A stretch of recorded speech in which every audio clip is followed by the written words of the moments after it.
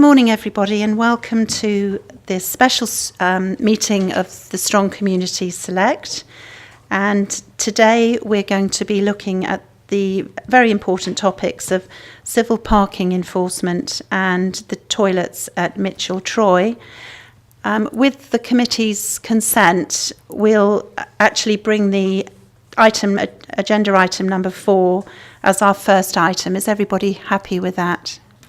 So if I could ask to begin with for apologies for absence. Thank you, Chair. We've received apologies this morning from County Councillors Laura Jones, Richard Roden, Anne Webb and Val Smith. Thank you very much indeed. Are there any declarations of interest? So we'll move on first to the verbal update for the Mitchell Troy toilets. And Paul, Roger? Sorry, we haven't done introductions, and that's remiss of me, so I think we should do those first. I do apologise. So I'm Jane Pratt. I'm the County Councillor for Llanelli Hill and Chair of this committee. Hazel Eilert, Scrutiny. Paula Harris, Democratic Services. County Councillor Lisa Dimmock for the Elms ND and a member of this committee. Alan Davis, member for Green Lane in Caldecott and member of the committee. And Councillor Tony Easton, Dewster Ward, Caldecott, member of the committee. Roger Hoggins, Head of Operations. Paul Keeble, Highways. Thank you very much. Roger, if you'd like to present on the Mitchell Troy toilets, which is a verbal update.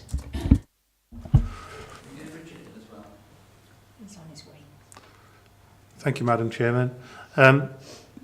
Put this in context, the public conveniences we're being consulted on are an asset of Welsh Government.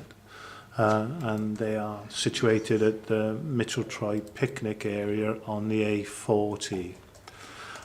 We're being asked to provide comments because Welsh Government, via advice from South Wales Trunk Road Agency, which is the agents which manage the A40 and Greater Gwent trunk roads, actually all South Wales trunk roads on behalf of Welsh Government, have suggested that Welsh Government consider closing the toilets.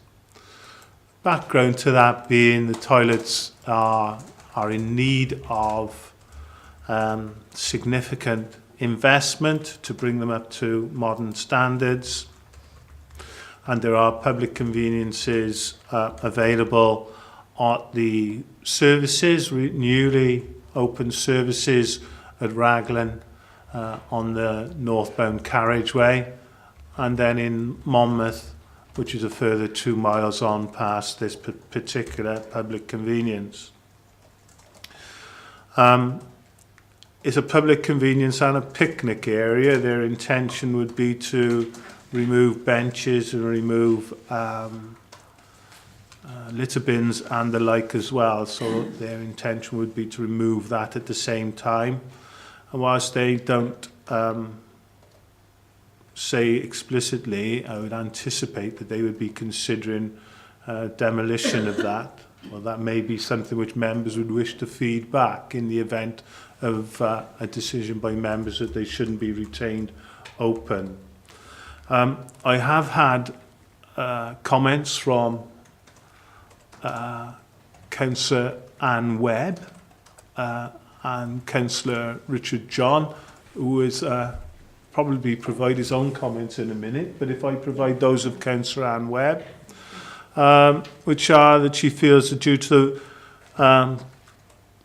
the toilets should be closed and picnic benches removed and the buildings demolished, as he has said, and that being Mark Emmett, the Welsh Government officer who's asking for our comments, there are adequate services at the Raglan services.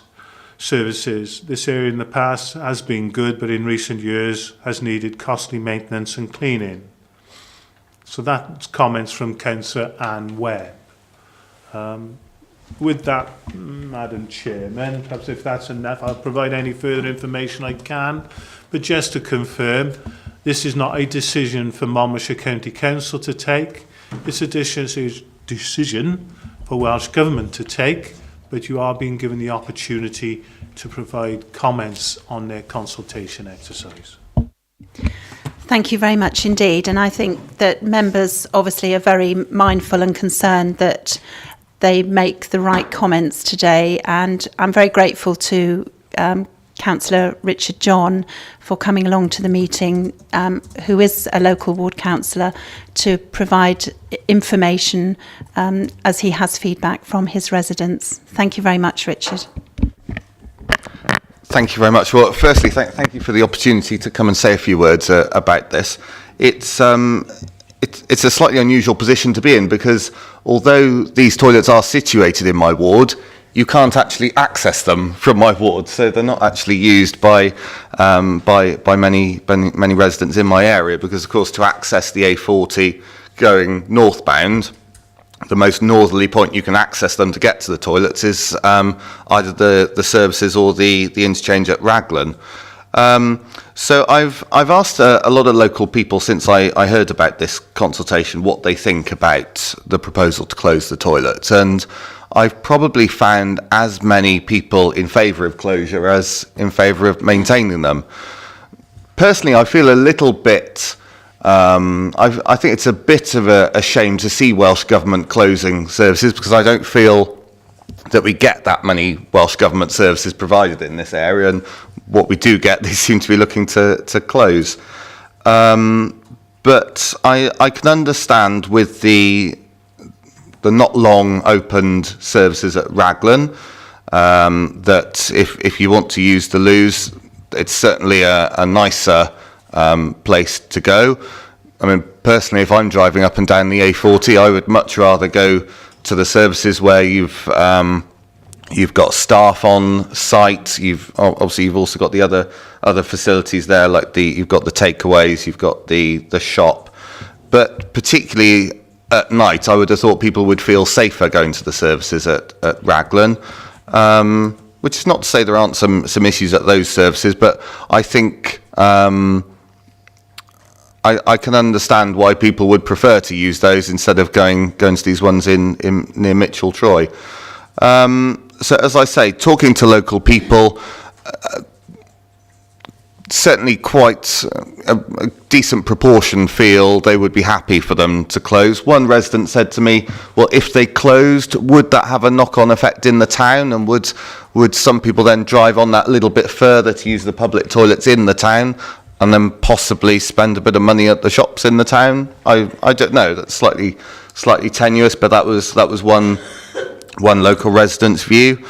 So I'm not here to offer a view to you, but say I've come across lots of views in my ward and also other people I've been talking to in Monmouth. So I can understand why they might want to close them, the risk of antisocial behaviour. I know there's a picnic area there as well. I can think of lots of much nicer places in Monmouthshire to go and have a picnic than alongside a busy dual carriageway. But those are some of the views I've had expressed to me by residents. So as I say, some people are happy for it to be closed. Others feel it is a local resource that would still be there even if the services at Raglan were to close. I'm not aware that they're in any financial difficulty, but obviously they've only been there a year or two. So that was another point that someone raised with me, that that may not be a permanent fixture on the dual carriageway. Thank you very much, Councillor John. So from that, do you broadly support the closure of the services at Mitchell Troy, and what do you feel should happen to the site once they're closed? I can understand the case for closure. As I say, I've had as many people say public toilets should be kept open as think they should close. But of the people who've said to me, oh no, public toilets should be kept open, I'm not sure those people would actually ever use them, and given the choice, you can understand why someone would much prefer to go to the ones at Raglan at the services, which are, they're cleaned regularly, they've got staff on hand if there are ever any problems. So I can understand the case for closure, and if that is the decision the Welsh Government take, I understand it, and I don't think there'd be too many upset people in my ward. As for future use, I'm not sure what it could be used for, but I'm sure Welsh Government have some sort of proposal. I don't know if that was included in their consultation as to what they would do with it, but one resident did say to me they thought it looked a bit ugly. So, if it were to be knocked down, maybe that's an eyesore gone, if that's how they see it. Thank you very much indeed, and thank you for attending the meeting, because I understand you've got to go to Cardiff today, and we really appreciate that you've taken time out to be here. Are there any comments? Councillor Eason. Yeah, thank you, Chair. Broadly, I don't like to see public conveniences closed, but on balance, it seems to me from the points you're making within residents in your ward that it's best to go along with the Welsh Government's thoughts on this. But one thing I would urge, though, is that should they become closed, that they don't be allowed to remain as an eyesore, that they be removed completely and the ground landscaped.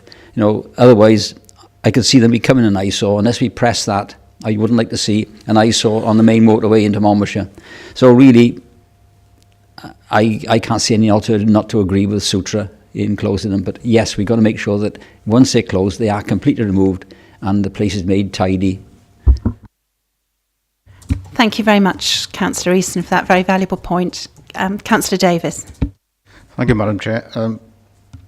I travel quite frequently down to Devon, and most of these facilities down there have been closed, and they've been closed because of vandalism and drugs and all the other thing. So I see the sense in this proposal. I'm not a local, so I can't comment on how the local people feel, but I think Councillor Eason has made a very valuable point there, because one thing I will say is that all of these things that have been closed are eyesores, and they look absolutely terrible when you're driving past them. So that is something that I think the Welsh Government would need to address, not to just leave it to deteriorate and take what is a beautiful county and perhaps make it not look as good as it should be. Thank you. Thank you very much. Are there any other comments at all? So I think we've made, a very strong point there that we broadly support the closure of these. Although we don't like seeing facilities closed, we can understand the reasoning for it. And I totally agree with the comments made by Councillor Eason and Councillor Davis that what we don't want is for this area to be closed but become a magnet for any other sort of anti-social behaviour. So, we really would like to see it landscaped and made to look as attractive as the rest of our beautiful county. Well, thank you very much, members, for those comments. Did you want to come back on anything at all, Roger or Paul? No, thank you, Madam Chairman. I'll ensure that the comments are passed on to Welsh Government colleagues. Thank you very much, and thank you, Councillor John, for attending. So we now move on to agenda item 3, which is civil parking enforcement, which is obviously a very important development, and I will ask Paul Keeble to present this to members. Thank you, Paul. Thank you, Chairman. If you're happy to, I would like to run through a short presentation which hopefully reinforces the report that was presented to members. If we're able to.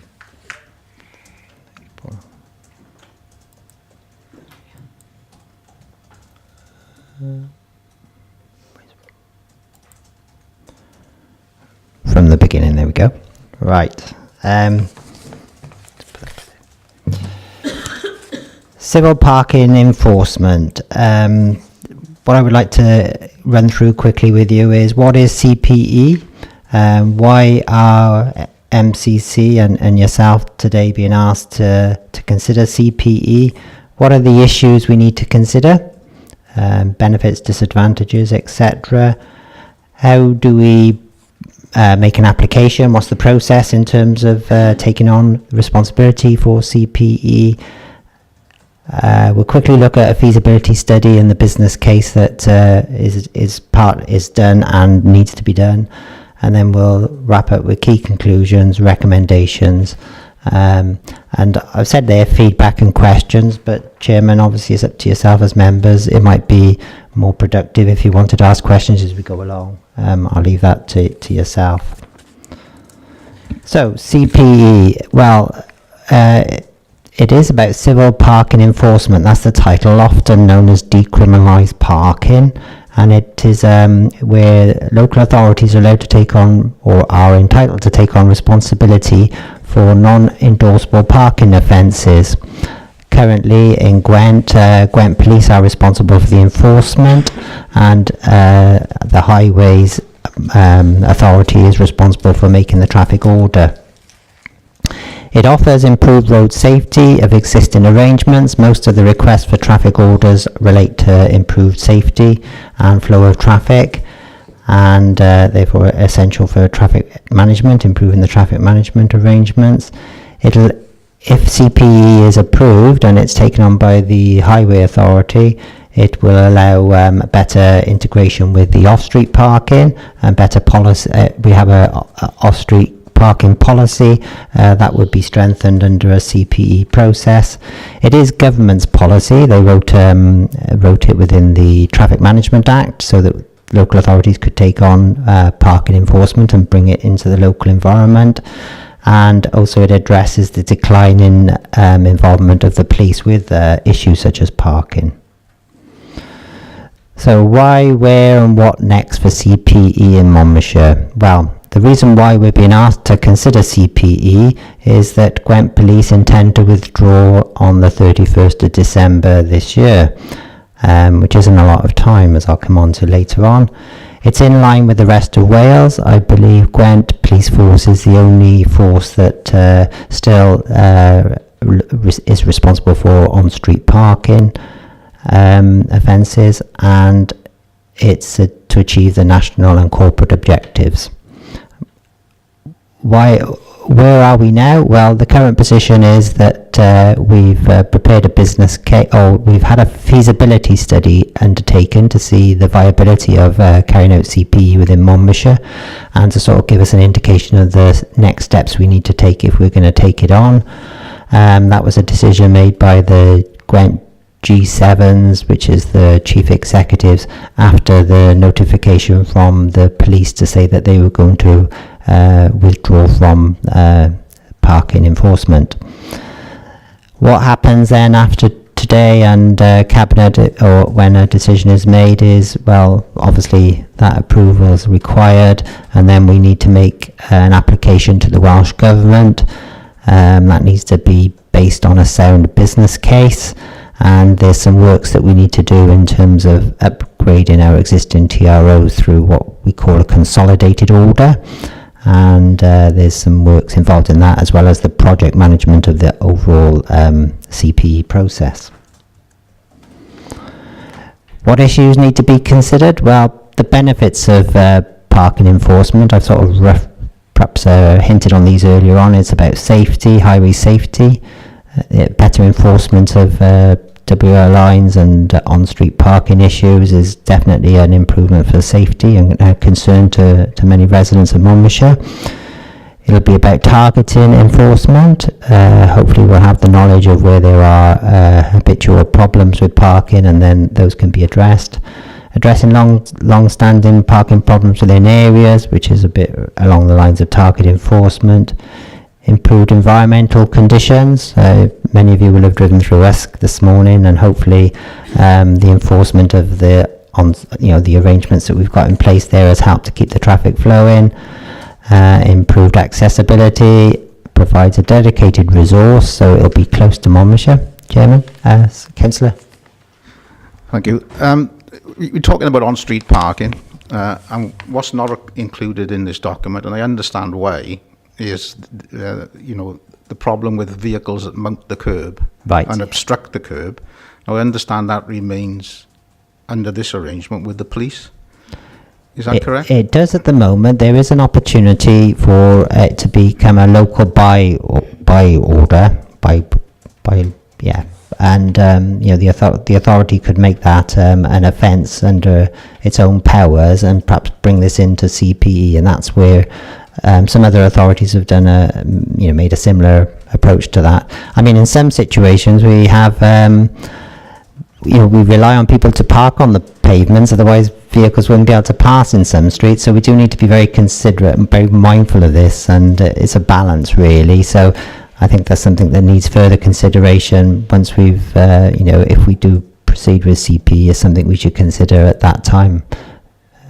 I understand what you're saying, but what these people are doing is obstructing people like disabled people with prams and pushchairs, who have to go onto the actual road itself in order to get around the vehicles that are parked on the sidewalk. And it infuriates me because I see it happening regularly, and I'm a little bit concerned that it's not included within this proposal, because certainly in Caldicot it's something that happens on a regular basis, and in many places I've been, I've seen it, and I don't see why pedestrians should have to put up with that.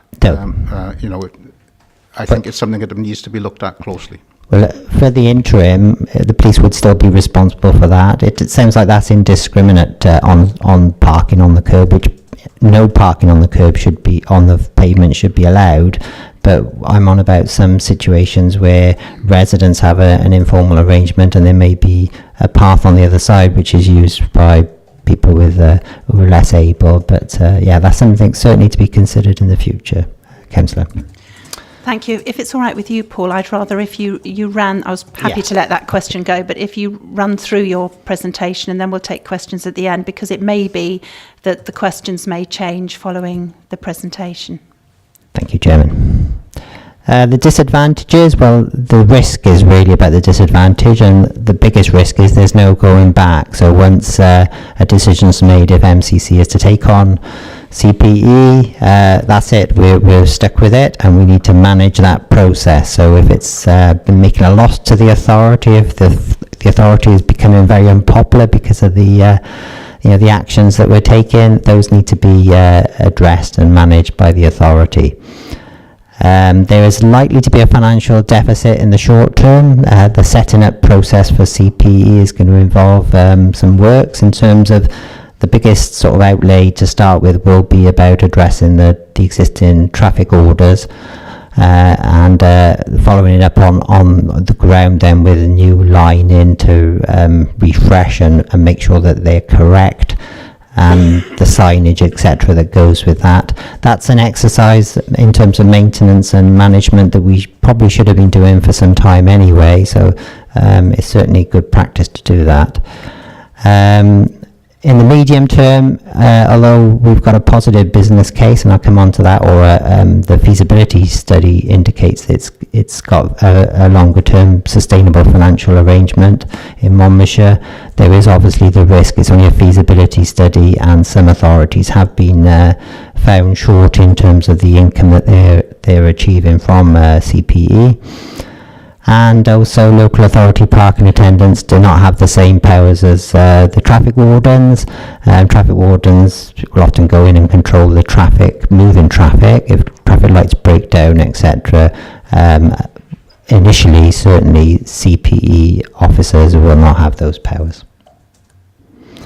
So how does MCC take on the legal process? I mentioned earlier on the government introduced it within the Traffic Management Act, Part 6, to allow local authorities to make an application to the Department for Transport in England and the Welsh Government in Wales. That's what happens. You make an order through an Act of Parliament, and under Part 6, MCC applies to the Welsh Government, and what it's titled there is for the introduction of a special parking area and a permit parking area that make up the civil parking area. and that's the legal aspect of the process that we need to make to the Welsh Government. And it takes then enforcement out of the criminal system, currently managed by the police, into the civil system, which it will be managed by the local authority. Authorities employ staff then to issue tickets, parking tickets very much the same as the off-street parking, and penalty charge notices are issued, and the charges are collected in very much the same way as off-street parking. So in terms of the application to the Welsh Government and the key business plan objectives, it needs to be a very robust case to demonstrate that it's sustainable. I mentioned earlier on that in the longer term, the Welsh Government wouldn't wish for a local authority to take it on if it wasn't sustainable. So we need to make sure that we've got a model that works for the future. It needs to be flexible. I mentioned about parking. It can be popular. Enforcement can be popular for residents who are affected, and we had that question earlier on. But also, it can also be seen as a overzealous approach sometimes, and make the authority perhaps unpopular at certain aspects. So we need to be clear about that, and also developing local objectives and expected targets from the traffic and pollution reduction are also key in terms of how we manage on-street parking. Integrity, the scheme that is sensitive to local needs, and local members will certainly be questioned, and will pick up views from the public on this, and we need to gain public support, and that's all part of the process in terms of making everybody aware that the local authority will be taking on this responsibility.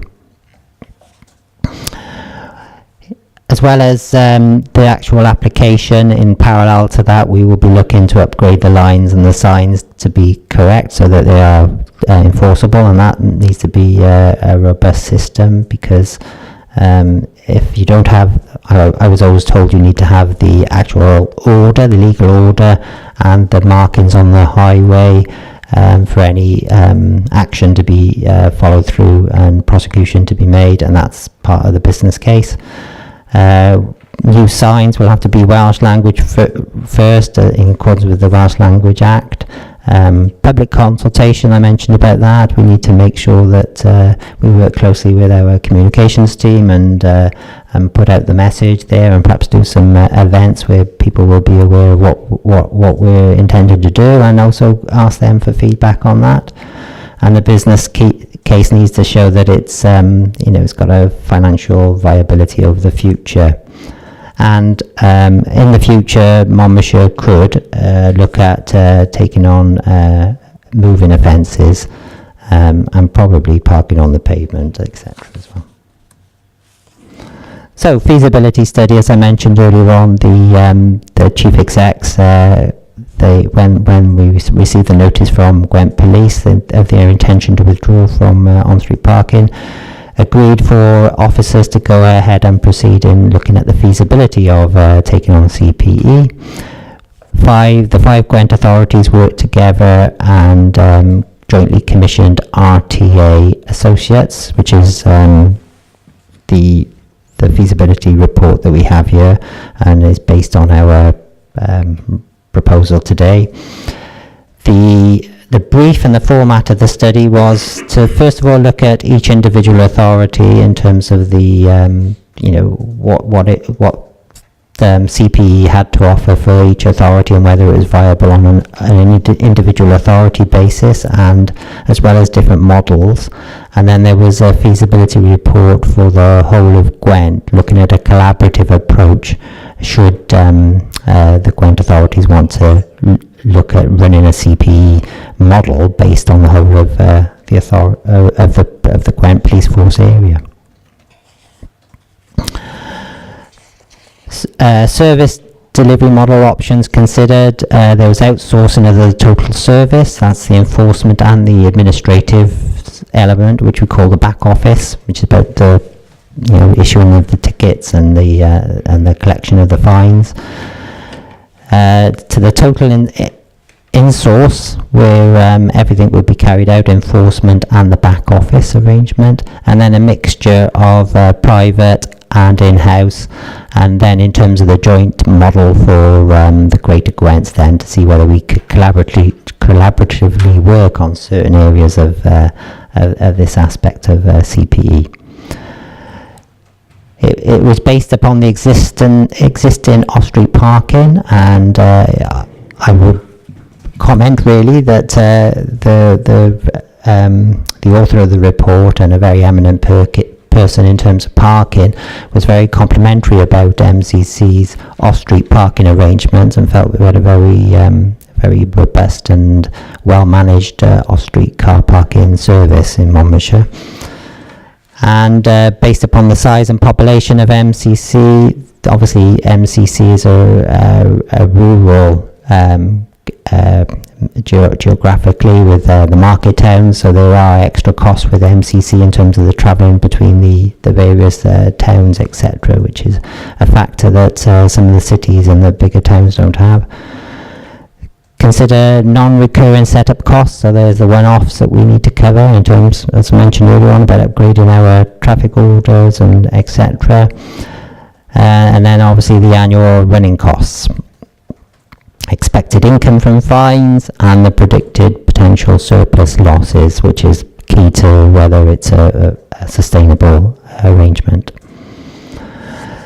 Right, confirm the following estimated cost income associated with MCC adopting on-street enforcement combined with off-street. Now this is a very key thing, because we already run an off-street car parking service, as do most local authorities.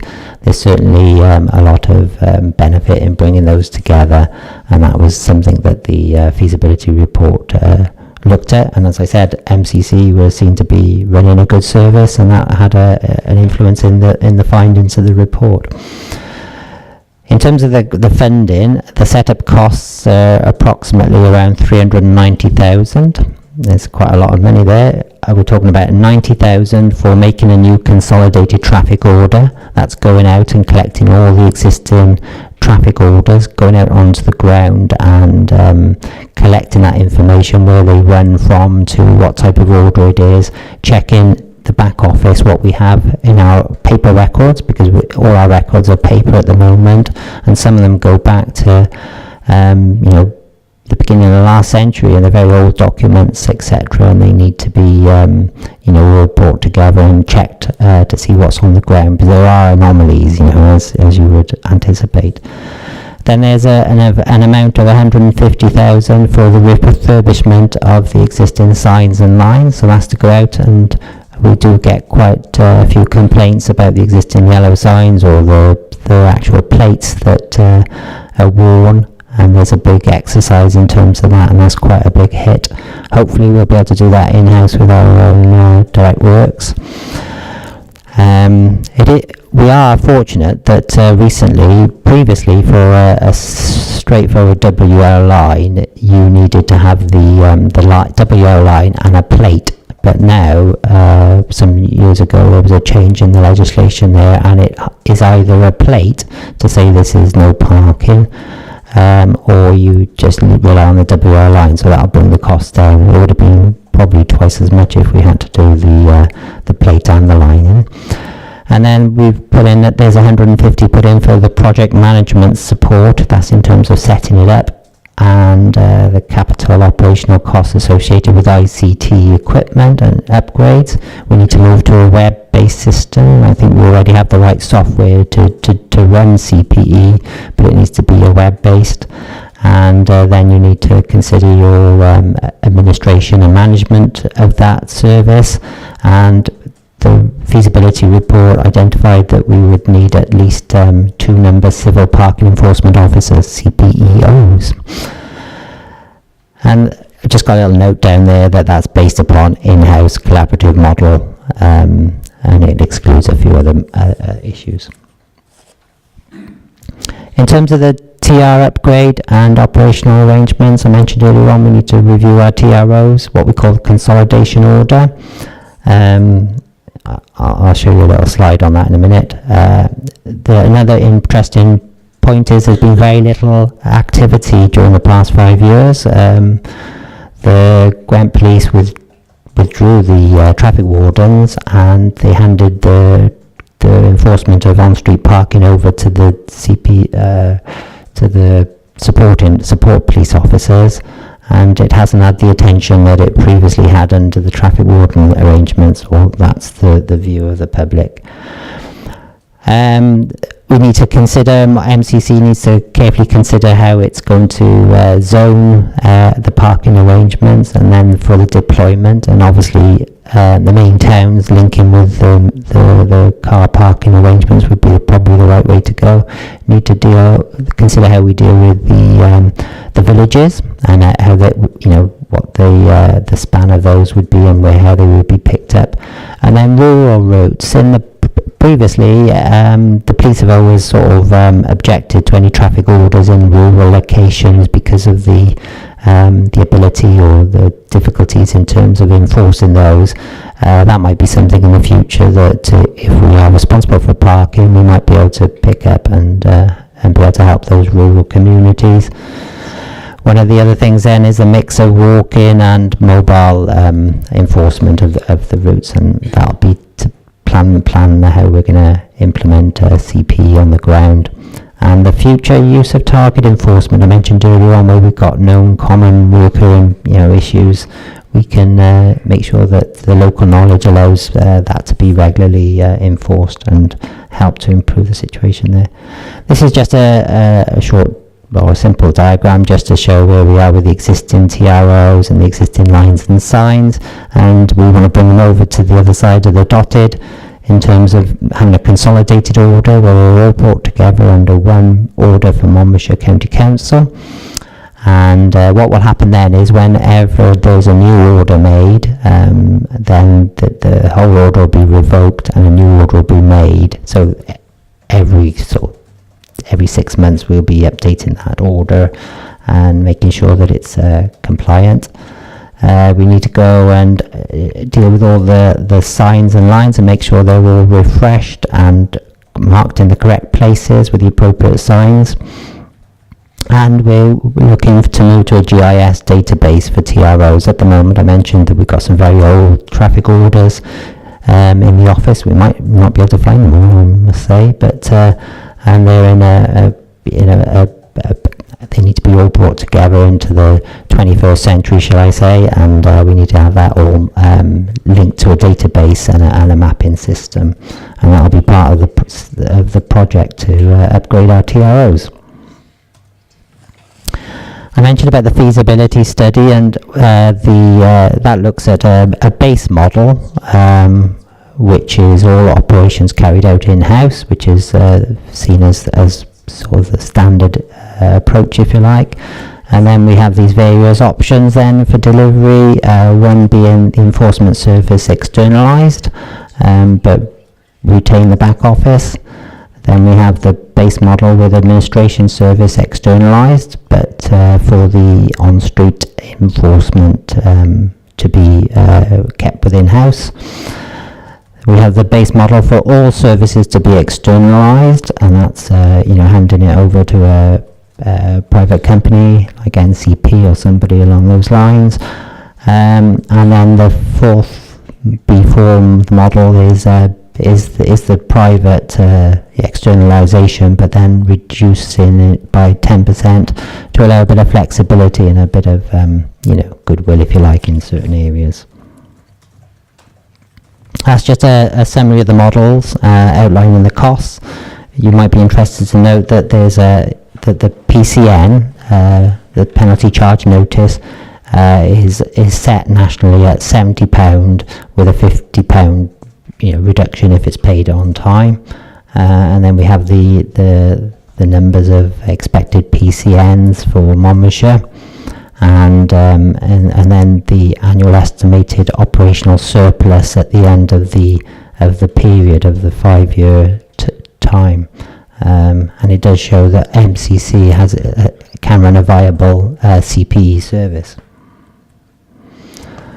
The outline timescales, it is very tight, and the police only giving us until the end of this year is not very good, really. So we're going to have, unfortunately, we're not going to meet that, even if we get decision today and at Cabinet. But we're going to do our best to try and take on CPE if we are given that approval early in the new year.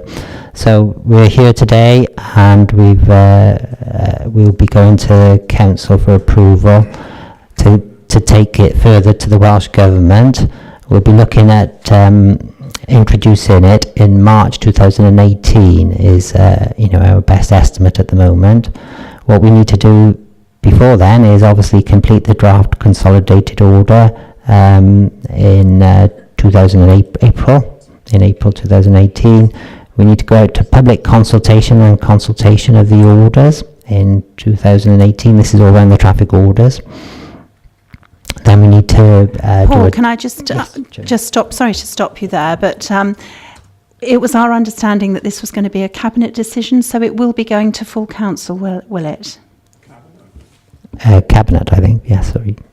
And implementation is March 2019, I suspect, 18. It is. Sorry about that. Yeah. It'll be a bit of a hurry. It will be. So it's actually not going to council. Is that correct?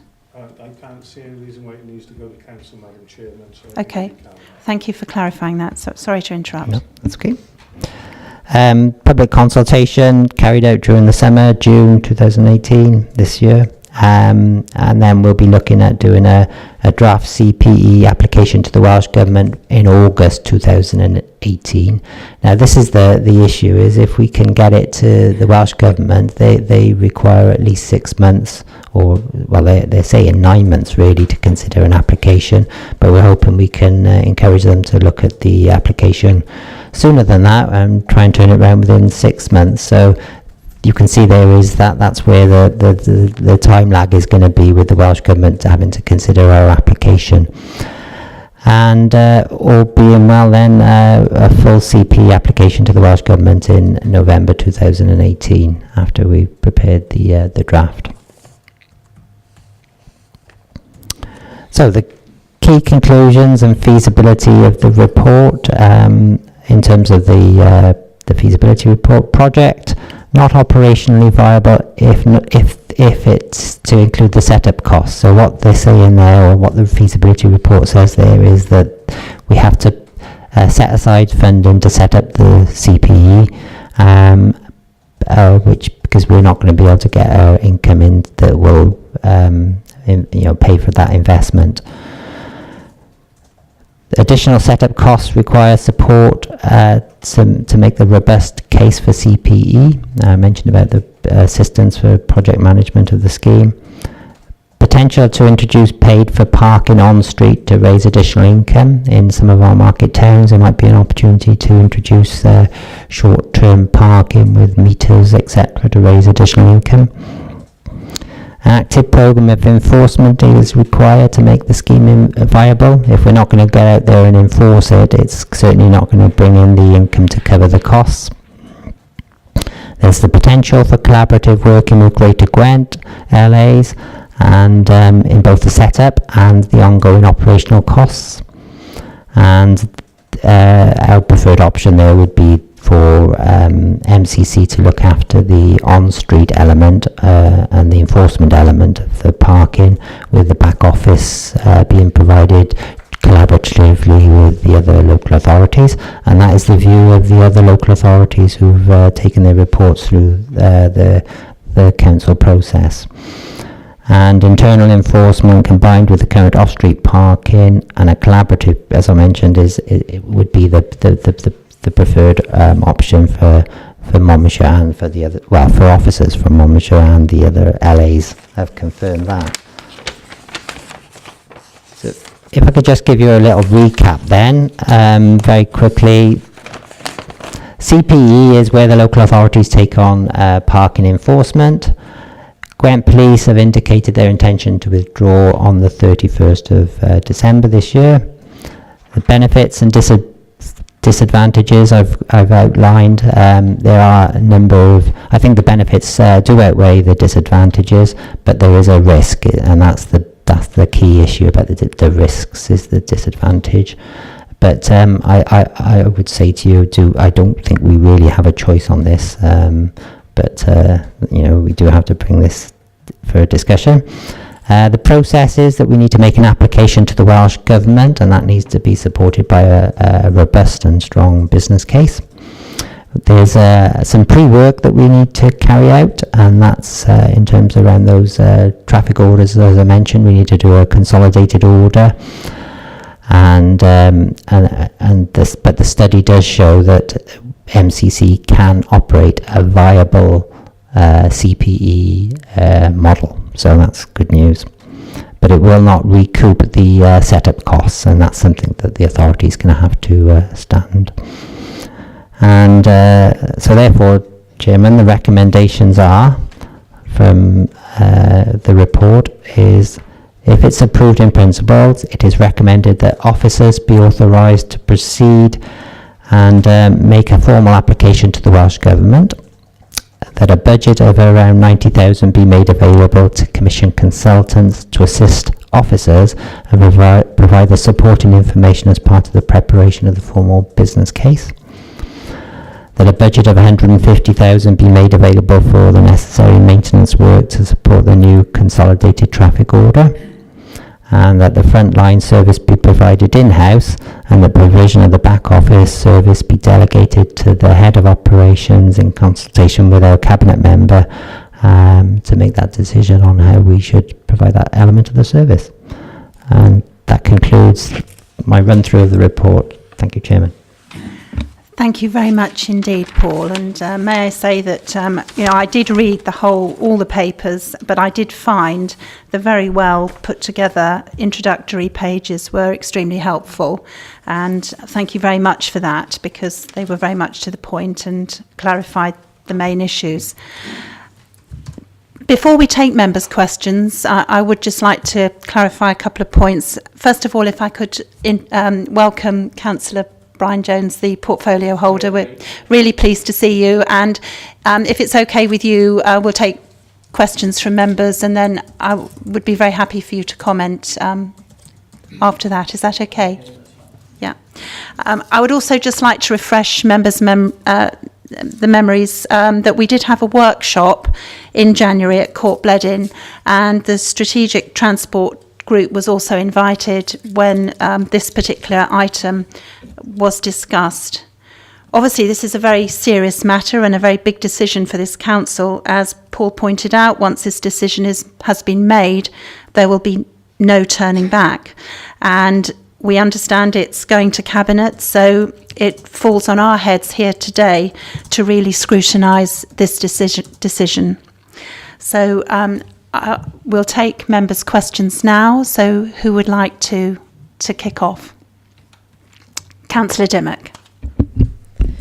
Thank you, Paul. I just have a few questions.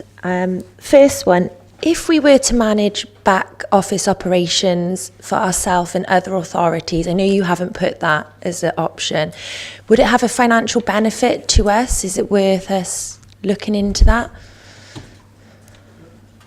If I may, Madam Chairman, perhaps I'd interject in Paul's presentation just at this moment, because Paul and I have discussed this in some detail. And quite frankly, that's why the one recommendation is written as it is, because we are asking that the decision about how back office be provided be on the basis of decision by myself with the cabinet member. It's because we want to look at various options, and that is one, because we could look at managing back office ourselves within Monmouthshire, and then perhaps putting the service out to the other Gwent authorities, if indeed they want to do that. The other alternative is for perhaps one of the other Gwent authorities to take that lead. There's another alternative where other authorities are already doing this. We're last in the list in terms of Wales. So there are other authorities where there is a lead authority providing a service on behalf of others again. So we could latch onto that one. And there's the other option of looking at the private sector. Now, the report we had from the consultants at this stage suggest, based upon the information, you've got to accept that they're working at a fairly high level, suggests that perhaps it would be cheaper to do it through the private sector.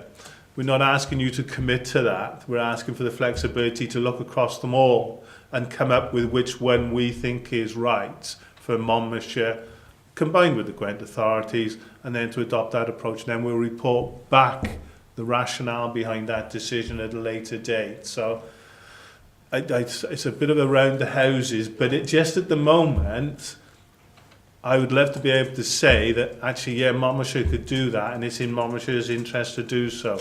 We're not far enough down that line to say it, but it is definitely something which we at least want to consider. And we've indicated that to the other Gwent authorities as well, that we would be interested in doing that. What I can't say is whether it's the right decision just yet.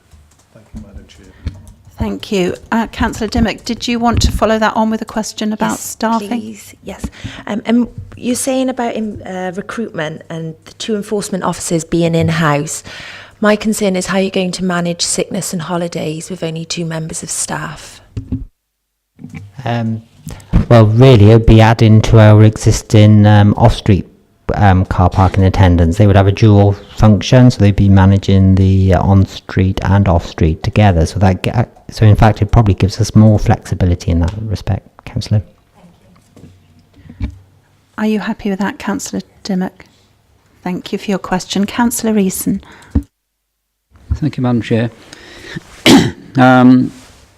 I was with some Newport City councillors the other night, and they're talking about the same sort of thing as we're talking about today. It seems to me that we're talking about the Gwent police pulling out of, well, they haven't been doing it for a while, pulling out of this process.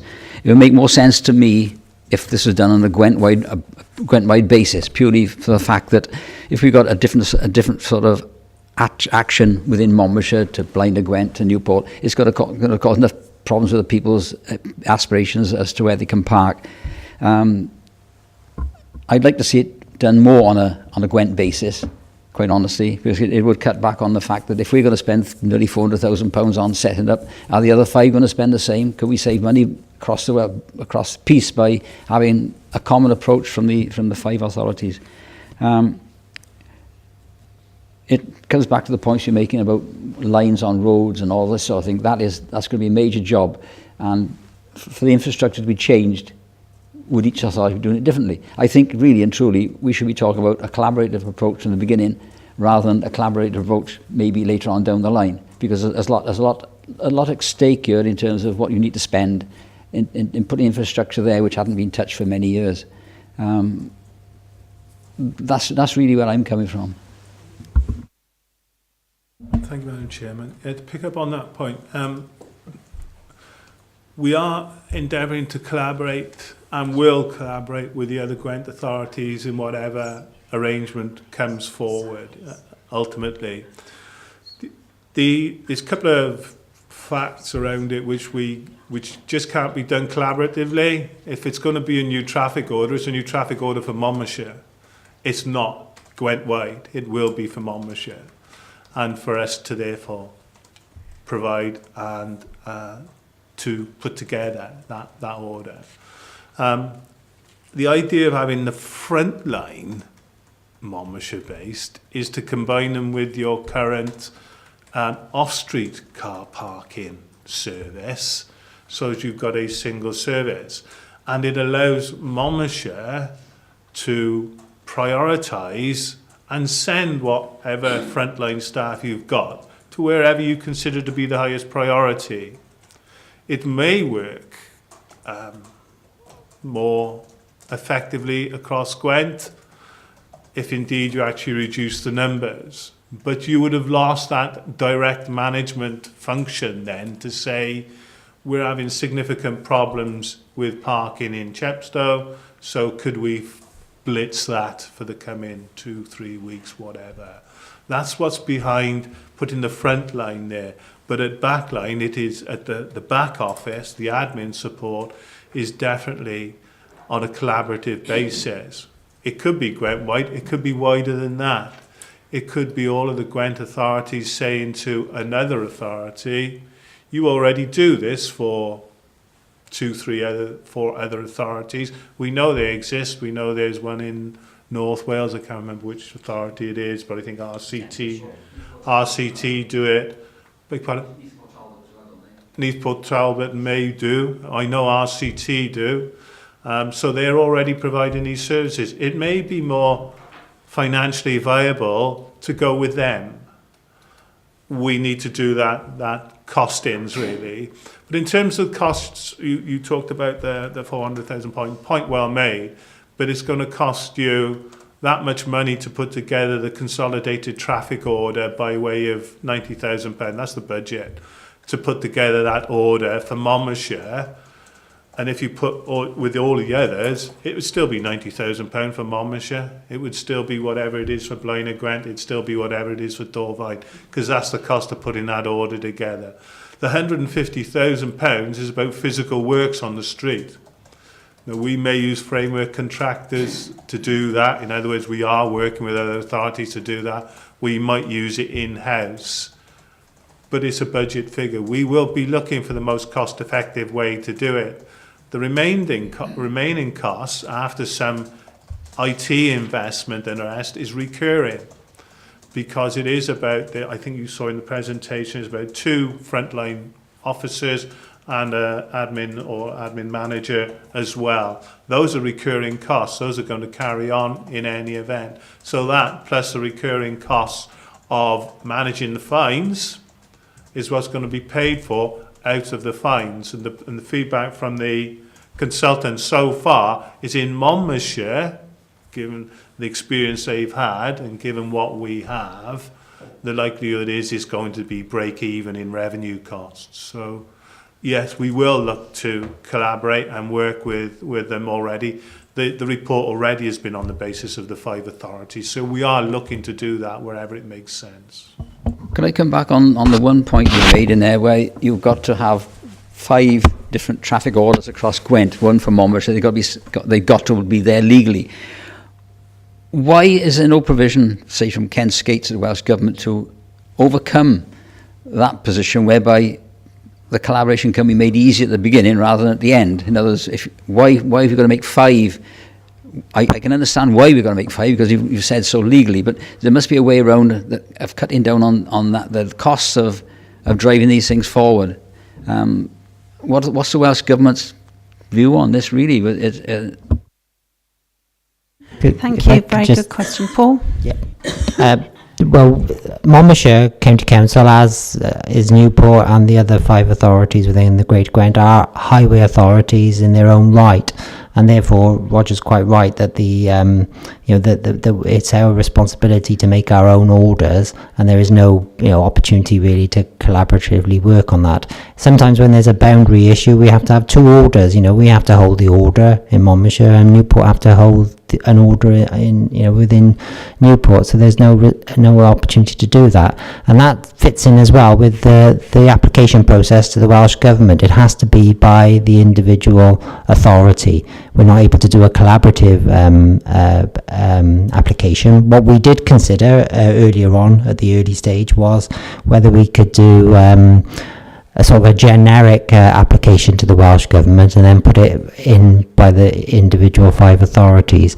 But the advice from the person who helped us with the feasibility report was that you might as well go ahead and do your own applications, because it's pretty standardish anyway in terms of that. The actual work in terms of collecting and doing the consolidated order, there probably is a lack of resources from consultants and specialist organisations to help us with that process, and therefore by going out and on an individual basis is probably a better way to share that resource, so that we're all able to meet the timetable better, rather than doing a collaborative approach where this can take a considerable time to do for the whole of Greater Gwent. So those issues have been considered, Councillor, and then obviously the issues that Roger was saying about the actual delivery side of it as well. One further question. Well, you started off by saying that we can either take it on or we can't take it on. What if we decide not to do it? Paul might correct me here, but I think it's a bit like Hobson's choice, really. Not to take it on and for the police to withdraw. it does leave a little bit of a void. Well, quite a large void actually. And you can get over it for a few months, but after that you need some form of enforcement. I think given the nature of motorist behaviour, we're going to need it. So unless I got it wrong, I think it's a nice concept to say there's a choice. I think your choice is pretty limited. But are you happy with that response? Councillor Davis. Thank you, Madam Chair. In your presentation, Paul, there were some very important words, and they were public support. Because in my mind, this proposal makes perfect sense to me. You know, we can't allow the situation where nobody's enforcing anything, which, to be honest, I mean, the police resources are so stretched now that we know that they just haven't got the capability to do these things anymore. And obviously there is a public safety element with this as well. So I understand the reasons for doing it, and I think it's the right reasons, but I do have some concerns, and that's around the enforcement part of it. Because if we're going to put this out to tender, which is part of this document here, the actual people that are going to enforce, is that going to be the case? no, through you, Madam Chairman, no. In terms of the frontline service, we are recommending that be provided in-house. Because within this document, it's, if I look at 4 point, this page 23. Sorry, page 23, 4.5.1, it says, many councils have chosen to tender out the services, and it says, for MCC, this looks like the most cost-effective solution and best value. So it's a bit contradictory of what we're saying in the other part of the document.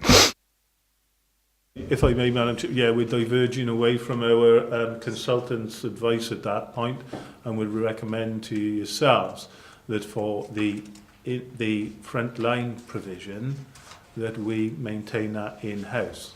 You will always have the opportunity at a later date to revisit that. If indeed we felt that there was a better option at a later date whereby we externalised or went out to tender for the frontline provision, then we can always bring that to you. As it stands at the moment, in terms of off-street, you have one of the most cost-effective management arrangements in the country. So we're hoping to extend that into on-street as well. And by doing so, to maintain a control of that service, and B, to maintain what the best cost-effective arrangement. I know it contradicts, and we may come back to that. The option is always there to come back. As far as the back office is concerned, I believe again, and Paul will correct me, but I'm pretty sure the consultant talks again about it being more cost-effective to go externalised. But we want to look at the options of working with other authorities or even doing it ourselves. In the instance where we choose to do it ourselves and the figures stack up, then we don't go to tender. So as such, we're not into that tender exercise. I know, Paul. Thank you, Roger. Chairman. Just reinforce what Roger said, really. I mean, the report was written by a consultant that is very much for the private sector. What the comments he made were actually exactly what Roger said, is that he's taken a general view of local authorities running CP processes and off-street parking. Monmouthshire is certainly a model example of how an authority should be running it, and he probably should have toned the report differently for Monmouthshire rather than the more generic. But to be fair, he has based the findings are all assessments on his previous experience, and the modelling is and the forecasts are based on that. So I guess that's why he's stuck with that comment. But like I said, he is from the private sector. That's his view. As Roger said, Monmouthshire has been very successful with the off-street parking. If we can translate that to the on-street parking, I'm sure that the citizens and members of Monmouthshire County Council will have a very, very good service.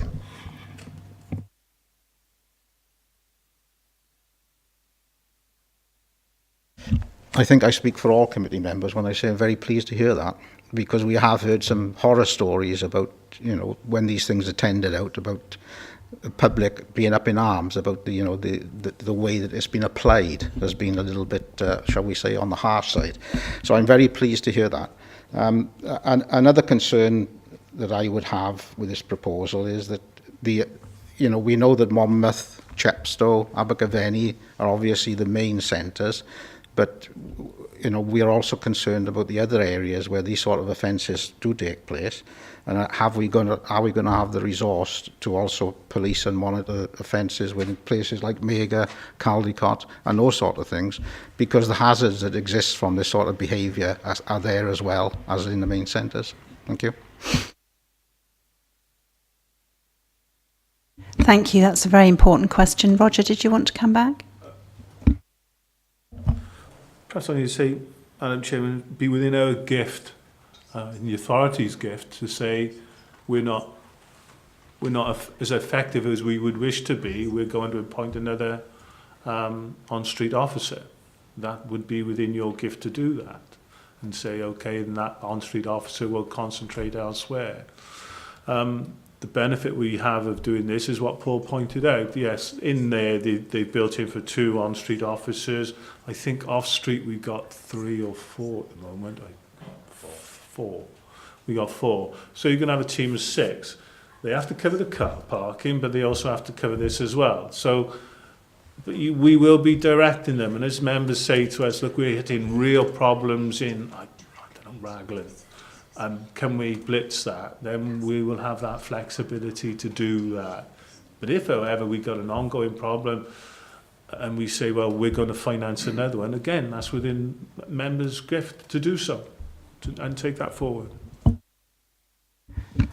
Thank you. I think that makes perfect sense, Roger, because obviously we wouldn't want these officers in Caldicot for 8 hours a day if there's, the number of offences is limited. But there are times, I think, and there are issues. I think there's some in Mega Square, for example, where we would be in a position to say, well, look, this really needs looking at. So we're not just concentrating on those, we would term perhaps the easier areas to monitor.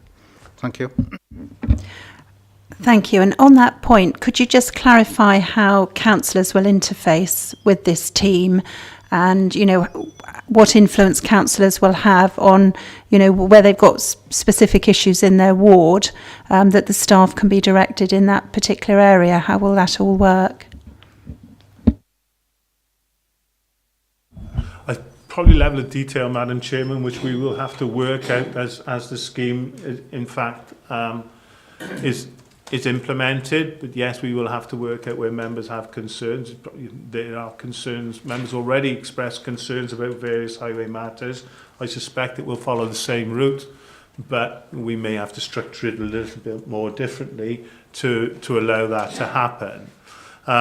But in terms of your concerns about where there is indiscriminate parking and not in compliance with the traffic regulation orders, then we would seek to move our staff and prioritise them accordingly. It feels a little bit similar to when members ask that we consider certain items and what priorities we give those, at a more generic level. And I suspect we're going to be in that same position. The one thing, obviously, we will be in asking members to ensure that as and when fines are made, that is allowed to follow through any process. But that's a different matter, I think, to what you're making, Madam Chairman, in terms of where we have actually got lack of compliance with the orders, and that's where members' concerns come in. Thank you. Thank you. Councillor Davis. I mean, that group that we've got looking at road safety, even though it hasn't met for quite some considerable time, I mean, there is a procedure now, a draft procedure, which allows people to bring these sort of issues to that committee. So I would see that as probably the best way to approach it. But obviously we need to get on and get that procedure up and running so that people know what they're supposed to be doing. Thank you. If I could just add there, Chairman, on what, building on what Roger said, that's absolutely right. We, in terms of once an order, a PCN has been issued, and that's an issue that needs to follow through, and the Welsh Government will want assurance there's not going to be interference in that aspect. But it's about targeting those resources, how we deploy them, what type of approach we take to dealing with, illegal parking and how strong a take we take on that. And I think in terms of the actual project management and the setting up process, we need to set into that review processes as well, certainly in the initial stages, and then on a regular basis, just to ensure that we, that the scheme's working. We can have a look at the statistics and some sort of benchmarking, and that needs to be fed back to members via either, to our cabinet member or maybe, as you say, through the select committee and a different group. Councillor Eason. Yeah, thank you. Thank you once again. We brought together today to give you support in taking this forward in the way you've described.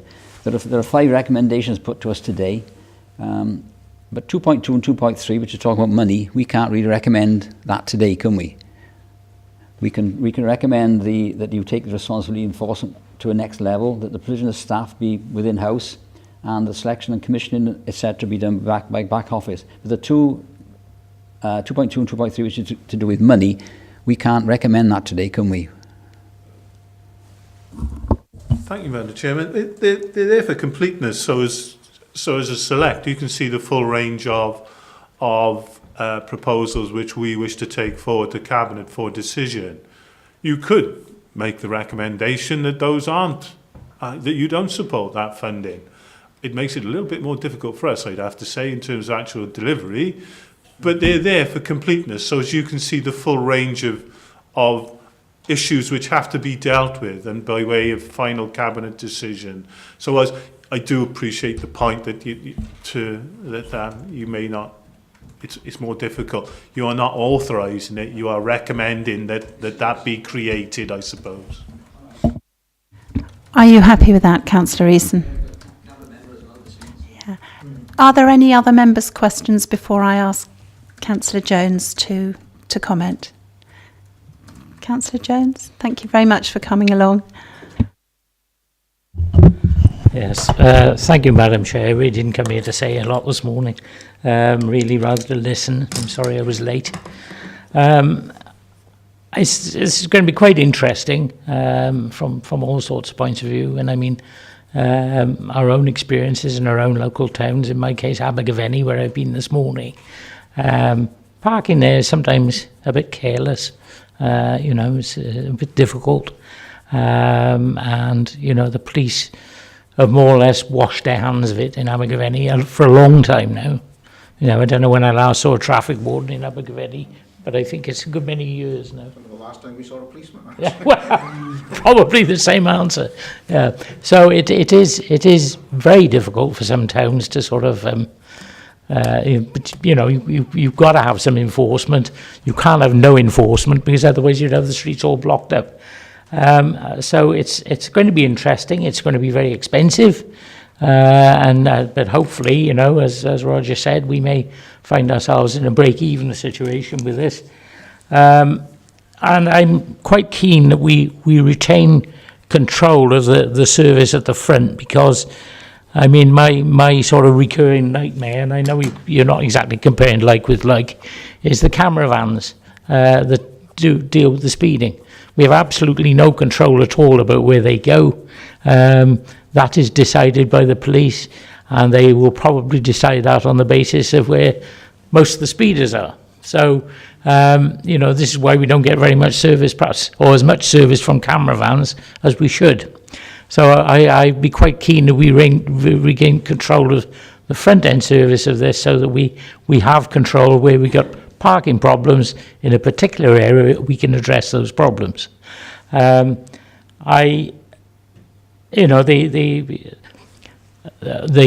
enforcement of this, it may, this is something that needs a bit of further discussion, but, you talk about traffic wardens. Well, do these people be almost ought to be more town wardens, where they can enforce other things that annoy members of the public and elected members as well, such as litter, dog mess, things like that. If they're about the streets all the time, they could hand out fixed penalties for things like that, and I think that gives us a few more opportunities to do things. So I look forward to it with interest. Thank you for members' suggestions this morning. And, I shall look forward to dealing with this. Thank you very much. Unless Paul or Roger want to add any more, just to really conclude that I think members have made some very important points this morning. The first point made by Councillor Dimmock concerning back office and resources, and I think that you've said you need a team of 6. I think that we are concerned here about the resourcing of this service, and given that we're also probably going to need an officer, there'll be a recommendation that we need an officer for speeding as well. We can see that there's going to need quite a lot of staff to carry this forward. You've covered the points about fairness and where the service is going to be directed. I think it is really critical that councillors will have an influence on this in the future. And, the double yellow line situation was raised by Councillor Davis, and I must say in Gilwan, where I'm a councillor, we have a terrible situation outside a shop which causes very dangerous visibility problems for pedestrians and for traffic, and that really hasn't been addressed for very many years. So I think it's important councillors can still be involved in this, and I think there needs to be a very delicate balance struck between what we don't want to see as members, and we discussed this before we had our meeting, in our pre-meeting, is that we don't want to see this becoming a cash cow, which would make us extremely unpopular. We want to see, we understand the benefits of it, and we are still concerned about the enforcement, and I think there will be you've answered the question saying that it's going to be a break-even situation, but we certainly don't want to see an aggressive team of enforcement going out there and really going OTT with the whole thing. But thank you all members very much for your contributions this morning, and for the officers, and I think we've really given this a very good airing, and thank you to Councillor Jones for attending as well. Thank you. So we don't actually have to vote on this. It's going to be now a cabinet decision, we understand, and we look forward to having a bit more meat on the bones as it moves forward. So that's everything we needed to discuss today. Thank you very much for everyone's contributions, and the meeting is now closed.